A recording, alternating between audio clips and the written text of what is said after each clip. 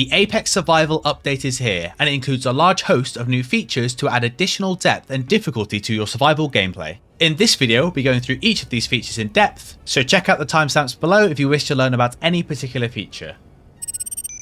The Apex Survival update introduces many new world options to the game, which can be toggled on and off as you desire, allowing you to customize your survival experience to your liking. One of these options is reduce stats on respawn, which is a simple option that makes it so when you die and respawn at a survival kit or a medical room, you will spawn with your health, food, energy, oxygen and hydrogen all set to 20% of their maximum value. The idea behind this is to add a greater impact to dying, whereas previously you could respawn with all of your needs at 100%, which basically just made death just a form of soft reset. With this new option, death is much more meaningful, especially with it setting your new food bar to 20%, meaning you can't just die to get a free refill of your food. No more free handouts. I'm sure we all have that one friend who dies on purpose just to refill one of their bars. Yes, Steve, I am talking about you. The reduced stats on respawn option also ties nicely to this second new survival option. Survival buffs is a new option added in this update that I actually think is really interesting. With this option toggled, you slowly gain buffs over time the longer that you're alive. And if you die, those buffs are reset to 0, once again incentivizing you to look after your player character and make death something to fear more than just losing your items. Think of it like you're slowly getting used to your spacesuit or moving around in it. And then if you die, well, you're dead. And whoever this guy is, he's not you. You're dead on the ground here. So this guy needs to experience and get used to everything again. You can see what your current buffs are by pressing Shift and B. I'm going to be honest, I have no idea what this is for consoles. And every 45 minutes, these buffs go up to the next level, going up to a maximum level of 5, starting from 0. Hey, that's me! It takes just below 4 hours of being alive to reach the maximum level of these buffs, and at each level, your max health, your movement speed, and your welding and grinding speed increase, whilst your oxygen consumption rate decreases, getting up to some pretty significant levels at level 5, as you can see on this chart. There is a slight catch, as this update also nerfed the oxygen capacity of both the players and bottles by half. So having these level 5 buffs grants the same amount of time in a low oxygen environment as before the update, just with less overall oxygen consumed. Also, the welding and grinding speed of high level tools has also been nerfed. Man, Kima really mean this update. And you will need level 5 buffs to make elite tools the same as they were before the update. However, it's worth noting that lower level tools were not nerfed, so they are much more effective than before the update with these new buffs. You can also just individually change the welding and grinding speed in the world options here independently as well. So if it really bothers you, just turn up the settings like I always do anyway. I just have a need for speed, okay? It's not a problem. I might sometimes watch YouTube videos at 4 times speed. It's fine. I just don't want to waste my precious seconds on this earth welding away a block in Space Minecraft, when I instead could be using my time on more useful things, like asking you to subscribe instead. Now to the fun mechanic. Radiation. Another optional feature in this update, with several different world options which we'll discuss in a minute. There's a couple different ways you can be irradiated, which we'll also be going over in a minute, and when you're exposed to radiation, this radiation bar will appear on the bottom left of your screen. The bar ticks up to 100 whilst you're exposed to radiation, and when you're not exposed, it will slowly tick back down. When your radiation bar hits 75, you will start to take 2 damage per second, and at 100 radiation, you will receive 10 damage per second, which is a terrifyingly high amount of damage to receive. It's actually higher than the rate that the survival kit can heal you at, so once you're 100% irradiated, it won't be very long before you die. You are safe in most circumstances from radiation if you are in an enclosed cockpit, so not cockpits like the helm or the saddle block where you're exposed to the elements, if you're in a cryopod or its variants, or you're in an environment that is pressurized by an air vent. We'll be going through weather hazards in more detail in a minute, but it's worth mentioning here that there's a couple of new weather events that expose you to radiation. However, these radiation weather events only spawn on Pertam and the alien planet, so you don't need to worry about these weather events on other planets. It's worth mentioning that there is one planet that is completely radioactive to the touch, but at least you won't have to worry about radioactive weather events there, so that's fine I guess. Additionally, rain reduces your current radiation level if you stand in it. This does seem pretty niche, being both irradiated and it raining, but to be fair, so does not clicking the like button after I gave you all this helpful information in this video. That would certainly be a very niche thing to do. There is a separate option, which is disabled by default, to enable solar radiation, which applies radiation to you whilst you're exposed to sunlight. And this is quite literal, as hiding away from the sun prevents this. You can just hide behind a rock and be perfectly fine. Mom, can we have Dune Awakening? No, we have Dune Awakening at home. Dune Awakening at home. Now we just need them to add sandworms to the game. Come on, Keen, get on it. You can configure the intensity of solar radiation as well, going from disabled to light to medium to heavy. Planets with atmospheres shield you from solar radiation, with the Earth-like alien Titan and Triton giving you full protection, Mars and Pertam giving you partial protection, and the Moon and Europa giving you no protection whatsoever. Don't forget though, a cockpit, cryopod or pressurized environment still protects you from the radiation. You can still survive in these places with the right equipment. And also at night, as there's no sunlight on you. It's also worth noting that the Europa moon itself is radioactive, with the amount of radiation you receive increasing the closer you get to the surface. As you can see here, I'm in the shade and my radiation level is still going up. And if I use the admin menu to move the sun overhead, you can see that my radiation is going up even faster. I guess they've done this to mirror the real life Europa moon that has high radiation levels, but the real life Europa doesn't orbit Mars, so who knows. Just as many of you had hoped, damaged reactors now leak radiation, and the closer you are to them, the faster your radiation goes up. Larger reactors also leak out more radiation than their smaller counterparts, and also in a larger radius. So to demonstrate, you can see that my radiation is still going up at this distance from the small reactor, and this is the maximum distance from the damaged large reactor that my radiation still goes up, which you can see is much further away. And also here's the maximum distance from the two small grid reactors as well. And whilst it might be obvious, as someone will definitely ask, the Prototech fusion reactor does not irradiate you when it's damaged because, well, that's not how fusion reactors work. The reason I left talking about this to last is, unlike other sources of radiation that we've discussed, radiation from damaged reactors is much more powerful, and it still has an effect on you whilst you're in your ships or bases, meaning that you're not safe from this radiation in cockpits or pressurized environments, so it's much more hazardous and is a threat that needs to be actively dealt with. But also, potentially, a weapon to use against your enemies. Just drop them a damaged reactor, they can scrap it for parts, they'll be so happy with you. Oh, they're melting? Oh, that's a real shame. Outside of pressurized environments and cockpits, there is one other way to mitigate the effects of radiation, and that is the anti-radiation MedKit. These aren't craftable and can only be looted from encounters, unknown signals, or purchased from trade stations in small amounts. I think one is guaranteed to spawn in this encounter here, as I found one in this ship, and there's also a high amount of radiation at this encounter, so just keep an eye out for this encounter while you're exploring. When you consume the anti-radiation medkit, an icon appears next to your health to indicate that it's active, and it grants 10 minutes of radiation immunity and slowly removes all your currently accumulated radiation over 30 seconds. Because of how rare these are, I'm not sure how necessarily useful they are, but I am also the guy that collects every potion in a game and doesn't use them in case I might need them later. Look, I might be fighting the final boss, but you never know. I might need those 200 potions for something later. The Apex Survival update overhauled all the weather events with both updated visuals and new effects. For example, most of the weather events now modify wind speeds and solar output, increasing or decreasing your energy output of your wind turbines and solar panels. Weather with high winds increases your solar panels' output, low winds obviously decrease it, and weather events with low visibility also lower the amount of sunlight to your solar panels, reducing their output. Some weather events now deal damage to players as well, but don't worry, grids are not affected, so they're a safe place to hide from damage. But if you do want a weather event that damages grids, don't forget you can still toggle lightning on to do it, and people loved that when that was a feature, so I'm sure everyone will be flocking to turn it back on. Weather events that damage the player include new hailstorms and caustic rain, along with overhauled sandstorms and thunderstorms. There's also a bunch of other weather events that have been added as well, like the new radioactive weather events such as electric storms and toxic haze. Not all of these events are able to spawn on every planet and in every biome. Hail and snow, for example, can only happen in snowy biomes or colder planets and stuff like that. And most of the more dangerous events are limited to planets like the alien planet and my best boy Pertam. He always gets the best features. Keen have released this lovely chart here that goes through all the different weather hazards, showing their effects on wind and solar, their temperature impact which affects how your energy drains, and if they create lightning, radiation, or damage to player over time. So check that chart out if you want to get a full picture of all the new weather events. Or, you could just stand outside and find out. What's the worst that could happen?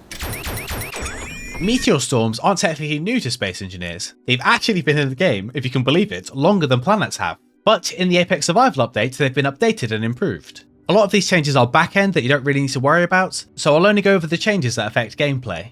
As with all the new survival options, you can configure the intensity of them, and in this case you can configure it from safe, which turns the meteors off, normal and cataclysmic, which enables meteors, and cataclysmic has a much higher and frequent rate, to Armageddon, where storms are extremely frequent and extremely deadly. You will get informed if a meteor storm is inbound at the bottom here, and in a few moments you'll see the meteors falling from the heavens and impacting your base. Before this update, meteors used to damage terrain, and then they used to replace the impact crater with some ore, but that is no longer the case, and meteors are now primarily a threat to grids. They don't specifically target grids though. The meteors will spawn near the player and target your general vicinity, but you can defend yourself and your grids by placing turrets and enabling the target meteor option in the settings here. I've not had enough time to test which weapons are the best against meteors, but I'm going to assume it's still Gatling turrets as it was before this update. It's also worth noting that this update has changed it so the Earth-like planets and alien planets can no longer receive meteor storms, and I'm going to presume this is the case as these are the only planets with thick atmospheres and the meteors probably burn up during entry, but other areas of the map such as the other planets, space and moons will experience them based on your world options. Despite the world settings being called Cataclysmic and Armageddon, they don't seem like that much of a threat if you're prepared, but they do add an extra layer of challenge to some of the more empty regions of the game. The food system was added in the Apex Survival update, and it's very complicated and has a lot of layers, so let's take a look at it.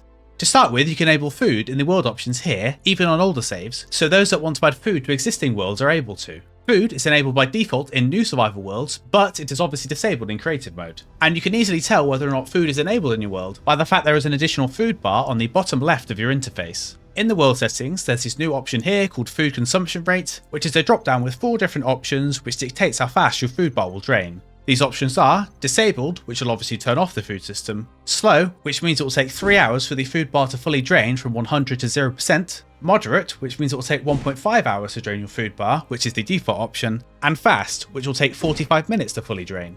When food reaches critical levels, you'll start to experience debuffs. First of all, if your food drops below 20%, you'll no longer be able to sprint, and additionally, your movement speed is reduced by 1% for each percent below 20. So at 15% food, you'll go 5% slower, at 10% food, you'll go 10% slower, etc, etc. And when the food bar is empty, you'll slowly receive damage and eventually die. You can refill your food bar using a couple of different food items, which we'll be talking about shortly, and consuming most food items also gives you a short health regen, which restores 10% of your HP. However, there is also a short cooldown between consuming food items, presumably to stop you abusing this healing mechanic.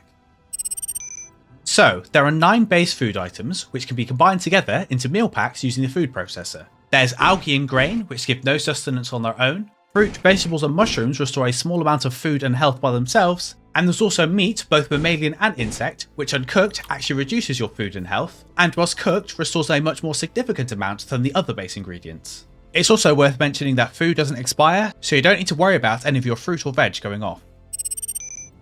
Algae can be obtained from the algae farm, and it can be converted into an edible form, the kelp crisp, using the survival kit. Whilst it's generally not a good source of food, it's very easy to get as the algae farm generates algae whilst it's exposed to sunlight, very similar to the way the oxygen farm works. This means that you can get a small amount of food in any environment, so you can still start in space or on a planet devoid of life and not starve to death. It's worth noting that these are the components needed to build the algae farm, and these ones require the basic assembler to be manufactured, so if you do intend to start in a place without naturally spawning food, I would suggest rushing the algae farm and not making the mistakes that I did when I first tried this.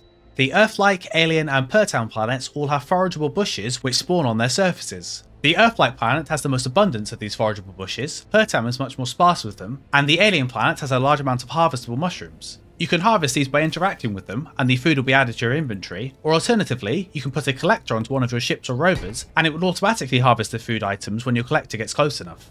Obviously, mammal meat can be obtained by killing wolves, if you're a heartless monster, and you can get insect meat by killing sabroids.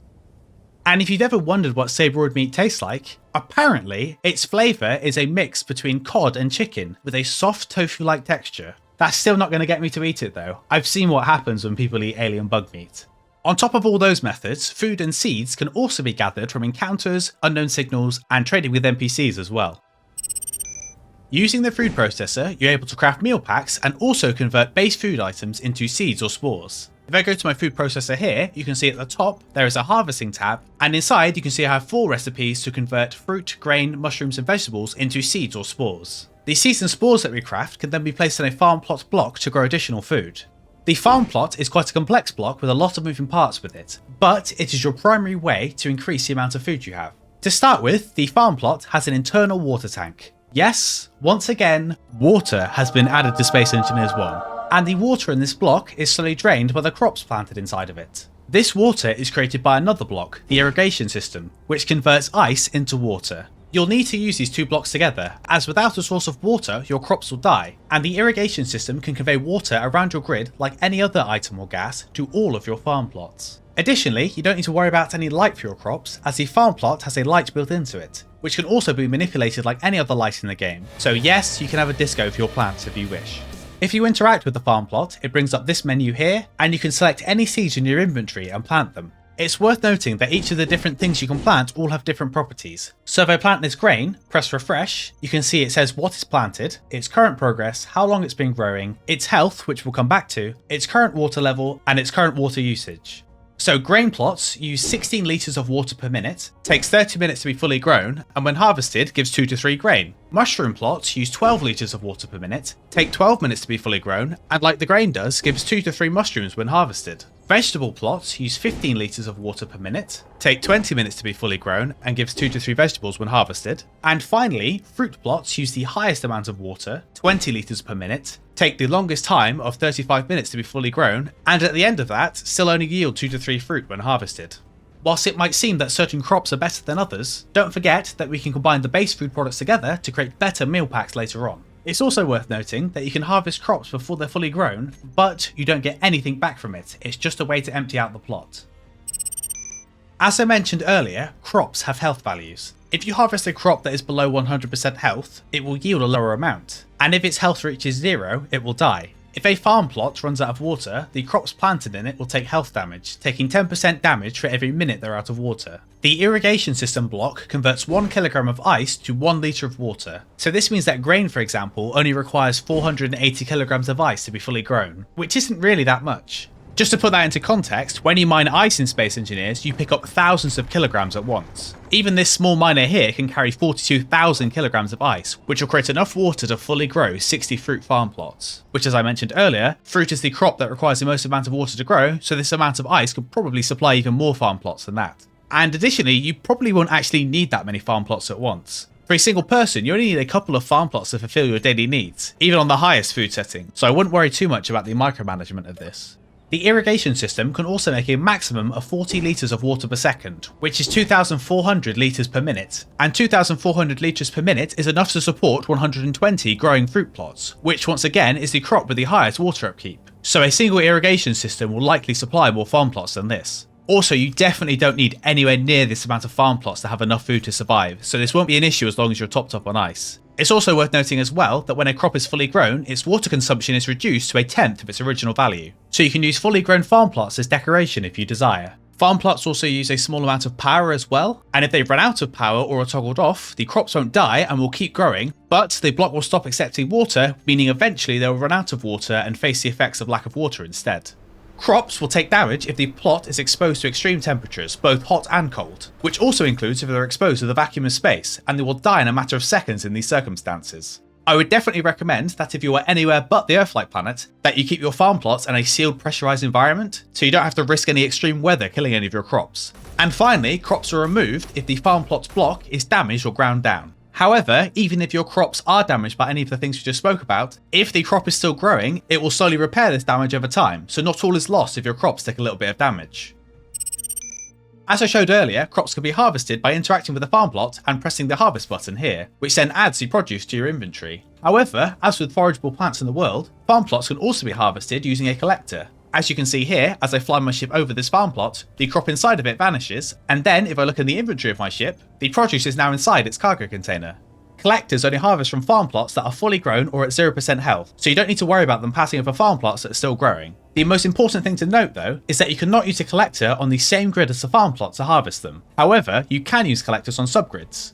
As you can see here, I built this beautiful looking rotary farm to harvest my grain. I personally think it looks quite cool. It's absolutely horrible, but it's still cool. However, as cool as it is, this design isn't very practical, as you still need to be able to access your farm plots as there's no automatic way of planting new crops. After you've harvested them, you still need to go to each plot and manually add seeds or spores to them. So it would probably be better to have a piston design like this that harvests them with a press of a button. And then, after it's collected the produce, you go through and replant the seeds or spores. As we'll come to in a minute though, this isn't really a major issue, as due to the way meal packs work, you're not likely to need a large amount of farm plots, so there'll only be a minimal amount of micromanagement with them. For an extreme example, in my test survival world, I was able to get away with only having 5 farm plots in total, which I only really looked at every now and again, so I definitely wouldn't worry about this too much. The developers have revealed why they didn't add the ability to automatically plant crops, and it's actually really interesting. One of the next updates they're working on after this one is a large overhaul to the economy system, and they wanted food to have a value as part of that, and for it to not be an infinite resource that you could rig the system and get infinite credits from.